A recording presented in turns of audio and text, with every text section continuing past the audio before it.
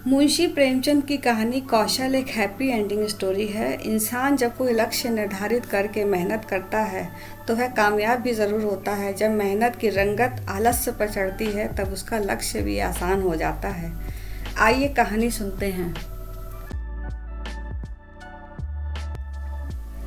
पंडित बालक राम शास्त्री की धर्मपत्नी माया को बहुत दिनों से एक हार की लालसा थी और वह सैकड़ों ही बार पंडित जी से उसके लिए आग्रह कर चुकी थी, किंतु पंडित जी हिला हवाला करते रहते थे। यह तो साफ साफ ना कहते थे कि मेरे पास रुपए नहीं है, इससे उनके पराक्रम में बट्टा लगता था। तर्कनाव की शरण लिया करते थे। गहनों से कुछ लाभ नहीं, एक तो धातु अच्छी नहीं मिलती, उस पर सोनार रुपए के 8-8 आने कर देता है, और सबसे बड़ी बात यह है कि घर में गहने रखना चोरों को न्योता देना है। घड़ी व श्रृंगार के लिए इतनी विपत्ति सिर पर लेना मूर्खों का काम है। बेचारी माया तर्कशास्त्र न पढ़ी थी, इन युक्तियों के सामने निरुत्तर हो जाती थी। पड़ोसियों को देखकर उसका जी ललचाया करता था, पर दुख किससे कहे। यदि पंडित जी ज़्यादा मेहनत करने के योग्य होते तो वह मुश्किल आसान हो जाती, पर वे आलसी जीव थे। अधिकांश समय भोजन और विश्राम में व्यतीत किया करते थे। पत्नी की कटुक्तियाँ सुननी मंजूर थी, लेकिन निद्रा की मात्रा में कमी ना कर सकते थे। एक दिन पंडित जी पाठशाला से आए तो देखा माया के गले में सोने का हार विराज रहा है। हार की चमक से उसकी मुख ज्योति चमक उठी थी। उन्होंने उसे कभी इतना सुंदर न समझा था। पूछा, यह हार किसका है? माया बोली, पड़ोस में जो बाबूजी रहते हैं उन्हीं की स्त्री का है। आज उनसे मिलने गई थी, यह हार देखकर बहुत पसंद आया, तुम्हें दिखाने के लिए पहनने कर चली आई। बस ऐसा ही एक हार मुझे बनवा दो। पंडित, दूसरे की चीज़ नाहक मांग लाई, कहीं चोरी हो जाए तो हार तो बनवाना ही पड़े, ऊपर से बदनाम भी हो। माया, मैं तो ऐसा ही हार लूँगी, 20 तोले का है। पंडित, फिर वही जिद। माया, जब सभी पहनते हैं तो मैं ही क्यों ना पहनूं। पंडित, सब कुएं में गिर पड़े तो तुम भी कुएं में गिर पड़ोगी। सोचो तो, इस वक्त इस हार को बनवाने में 600 रुपये लगेंगे। अगर 1 रुपया प्रति सैकड़ा भी ब्याज रख लिया जाए तो 5 वर्ष में 600 रुपये के लगभग 1000 रुपये हो जाएंगे। लेकिन 5 वर्ष में तुम्हारा हार मुश्किल से 300 रुपये का रह जाएगा। इतना बड़ा नुकसान उठाकर हार पहनने से क्या सुख। यह हार वापस कर दो, भोजन करो और आराम से पड़ी रहो। यह कहते हुए पंडित जी बाहर चले गए। रात को एकाएक माया ने शोर मचाकर कहा, चोर चोर, घर में चोर, मुझे घसीटे लिए जाते हैं। पंडित जी हकबका कर उठे और बोले, कहाँ कहाँ, दौड़ो दौड़ो। माया, मेरी कोठरी में गया है, मैंने उसकी परछाई देखी।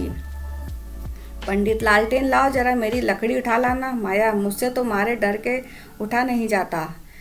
कई आदमी बाहर से बोले, कहाँ है पंडित जी, कोई सेंध पड़ी है क्या? माया, नहीं नहीं, खपरैल पर से उतरे हैं। मेरी नींद खुली तो मेरे ऊपर झुका हुआ था। हाय राम, यह तो हार ही ले गया। पहने पहने सो गई थी, मुँह ने गले से निकाल लिया। हाय भगवान। पंडित, तुमने हार उतार क्यों ना दिया था? माया, मैं क्या जानती थी कि आज ही यह मुसीबत सिर पर पड़ने वाली है। हाय भगवान। पंडित, अब हाय हाय करने से क्या होगा, अपने कर्मों को रो। इसलिए कहा करता था कि सब घड़ी बराबर नहीं जाती, ना जाने कब क्या हो जाए। अब आया समझ में मेरी बात। देखो, और कुछ तो नहीं ले गया। पड़ोसी लालटेन लेकर आ पहुँचे। घर में कोना कोना देखा, करियाँ देखी, छत पर चढ़ कर देखा, अगवाड़े पिछवाड़े देखा, शौचगृह में झांका, कहीं चोर का पता ना था। एक पड़ोसी, किसी जानकार आदमी का काम है। दूसरा पड़ोसी, बिना घर के भेदिए के कभी चोरी होती नहीं। और कुछ तो नहीं ले गया? माया, और तो कुछ नहीं गया, बर्तन सब पड़े हुए हैं, संदूक भी बंद पड़े हैं। निगोड़े को ले जाना था तो मेरी चीज़ें ले जाता, पराई चीज़ ठहरी। भगवान, उन्हें अब कौन मुंह दिखाऊंगी। पंडित, अब गहने का मज़ा मिल गया ना। माया, हाय भगवान, यह अपवश बदा था। पंडित, कितना समझाकर हार गया, तुम ना मानी ना मानी। बात की बात में 600 रुपये निकल गए। अब देखूं भगवान कैसे लाज रखते हैं। माया, अब आगे मेरे घर का एक एक तिनका चुन ले जाते तो मुझे इतना दुख ना होता। अभी बेचारी ने नया ही बनवाया था। पंडित, खूब मालूम है 20 तोले का था। माया, 20 तोले का तो कहती थी। पंडित, बदिया बैठ गई और क्या। माया, कह दूंगी घर में चोरी हो गई, क्या जान लेंगी। अब उनके लिए कोई चोरी थोड़ी ही करने जाएगा। पंडित, तुम्हारे घर से चीज़ गई, तुम्हें देनी पड़ेगी। उन्हें इससे क्या प्रयोजन कि चोर ले गया या तुमने उठाकर रख लिया, पतिताएंगी ही नहीं। माया, तो इतने रुपए कहाँ से आएंगे। पंडित, कहीं ना कहीं से तो आएंगे ही, नहीं तो लाज कैसे रहेगी। मगर की तुमने बड़ी भूल। माया, भगवान से मंगनी की चीज़ भी न देखी गई। मुझसे काल ने घेरा था, नहीं तो घड़ी भर गले में डाल लेने से ऐसा कौन सा बड़ा सुख मिल गया। मैं हूँ ही अभागिनी। पंडित, अब पछताने और अपने को कोसने से क्या फ़ायदा। चुप होके बैठो। पड़ोसी से कह देना घबराओ नहीं, तुम्हारी चीज़ जब तक लौटा ना देंगे तब तक हम चैन ना पाएंगे।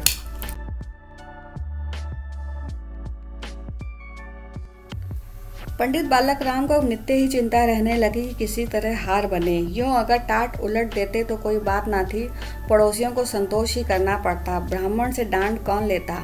किंतु पंडित जी ब्राह्मणत्व को, गौरव को इतने सस्ते दामों में ना बेचना चाहते थे। आलस से छोड़कर धनोपार्जन में दच्चित हो गए। 6 महीने तक उन्हें दिन को दिन और रात को रात नहीं जाना। दोपहर को सोना छोड़ दिया, रात को भी बहुत देर तक जागते। पहले केवल एक पाठशाला में पढ़ाया करते थे, इसके सिवा वे ब्राह्मण के लिए खुले हुए 101 व्यवसायों में सभी को निंदनीय समझते थे। अब पाठशाला से आकर संध्या समय एक जगह भागवत की कथा कहने जाते, वहाँ से लौटकर 11-12 बजे तक जन्म कुंडलियाँ, वर्ष फल आदि बनाया करते। प्रातःकाल मंदिर में दुर्गा जी का पाठ करते। माया पंडित जी का अद्य व्यवसाय देखकर कभी कभी पछताती थी कि कहाँ से कहाँ मैंने ये विपत्ति सर पर ले ली। कहीं बीमार पड़ जाएं तो लेने के देने पड़े। उनका शरीर क्षीण होते देखकर उसे अब चिंता व्यथित करने लगी। यहाँ तक कि 5 महीने गुजर गए। एक दिन संध्या समय वह दिया बत्ती करने जा रही थी कि पंडित जी आए और जेब से पुड़िया निकालकर उसके सामने फेंक दी और बोले, लो आज तुम्हारे ऋण से मुक्त हो गया। माया ने पुड़िया खोली तो उसमें सोने का हार था। उसकी चमक दमक, उसकी सुंदर बनावट देखकर उसके अंतःस्थल में गुदगुदी सी होने लगी। मुख पर आनंद की आभा दौड़ गई। उसने कातर नेत्रों से देखकर पूछा, खुश होकर दे रहे हो या नाराज होकर। पंडित, इससे क्या मतलब, ऋण तो चुकाना ही पड़ेगा, चाहे खुशी से हो या ना खुशी से। माया, यह ऋण नहीं है। पंडित, और क्या है, बदला सही। माया, बदला भी नहीं। पंडित, फिर क्या है। माया, तुम्हारी निशानी। पंडित, तो क्या ऋण के लिए कोई दूसरा हार बनवाना पड़ेगा। माया, नहीं नहीं, वह हार चोरी नहीं गया था, मैंने झूठ मूठ शोर मचाया था। पंडित, सच। माया, हाँ सच कहती हूँ। पंडित, मेरी कसम। माया, तुम्हारे चरण छू कर कहती हूँ। पंडित, तो तुमने मुझसे कौशल किया था। माया, हाँ। पंडित, तुम्हें मालूम है तुम्हारे कौशल का मुझे क्या मूल्य देना पड़ा। माया, क्या 600 रुपये से ऊपर। पंडित, बहुत ऊपर। इसके लिए मुझे अपनी आत्म स्वतंत्रता को बलिदान करना पड़ा। इसके साथ यह कहानी समाप्त होती है। अगर आपको मेरी ये कहानी पसंद आए तो कहानी को लाइक शेयर ज़रूर कीजिए और चैनल पर नए हैं तो चैनल को सब्सक्राइब कीजिए। Thanks for watching.